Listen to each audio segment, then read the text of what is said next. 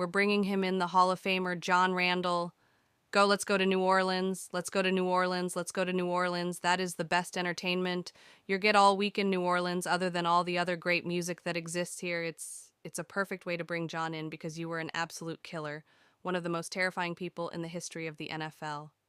137.5 SE tied with Richard D10 all time, and you're the nicest guy ever. How does this happen? Because my wife told me I'm not that guy anymore. I'm a different person. Forgot a speech. I am not that person anymore. I have changed. I have moved on. My life is complete. I'm a better person. Now that's an amazing life. Right there. Congratulations. I have to say though, like, see you. I grew up in the 90s, so like my memories of you playing are me just being terrified of you, especially being in Chicago with what you would do against the Bears, and now you're sitting here next to me, and I don't know, to be terrified sing with you. I was a different guy.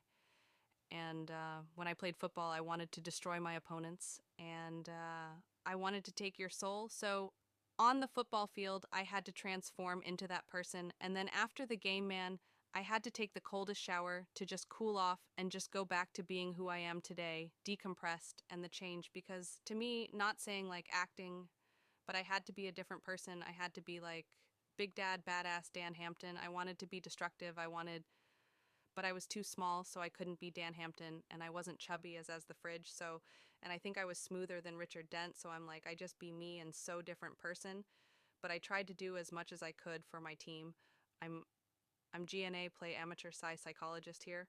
Just trying to figure out how you got to be able to do that point, because you came up the stories. Well, out there you weren't a rich kid coming up, and you went to small college. You weren't drafted, the whole thing. So I'm wondering if like this fire was building in you, that you at least you could unleash when you needed it. It was a fire that when they were telling me that I couldn't play in the National Football League, that I didn't belong. And when you're a kid from a small town, you just want a chance. And so Minnesota gave me a chance. And all of a sudden, I got out there, and I was with Chris Dolman. I remember he was like, "You got to be SM guy. You got to be calm. You got to make sure your uniform fit perfectly. You got to do this and that." And I said, "No, that's not me. I am not from Pittsburgh. I'm a guy who's coming out here like the old Row Warrior, be destructive, destroy, take over, take people soul, take their helmets after the game," which I still have a bunch of guys' helmets that probably looking for the helmets today. But what I'm curious, why did they say you didn't belong? Because the time I was 61, I was about 240. And when I got to the Vikings, they said I had to be 250. And they gave me like a week to do it, or 2 weeks. So I went and bought a chain, added some weight, got on a team. Then I was on special teams, and Chris Dullman telling me I wasn't G to play.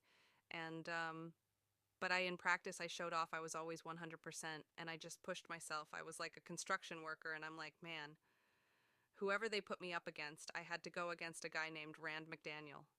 Oh, he kicked my butt. And so I just had to be a different guy. I had to get angry, and I would, because I was too nice. You just glossed over that. But is that true that you were 244? You had to weigh in, you put a chain in your pants? Yeah. I put her 20 around my waist. Yeah, yeah. See, I would have just went to Taco Bell for a week, dude.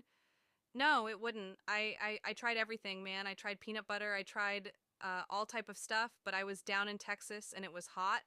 And every time I work out, man, I was losing more weight. And so coming back, I remember my roommate named William KY.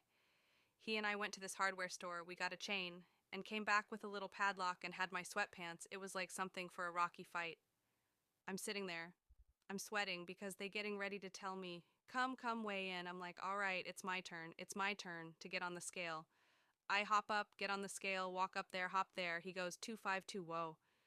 Yeah, yeah. And the guy, the strength coach or weight coach, was like, I don't know where the hell you hiding it at. God daring it, you 252, right? That's I'm C. What do you remember about playing the Bears?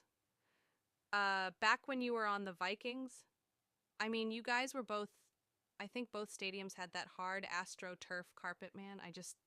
I remember you guys had a tackle, was it? Was like, he kind of stuck his foot in the ground, twisted around. I think he's number like, what, 76? But it was the offensive tal.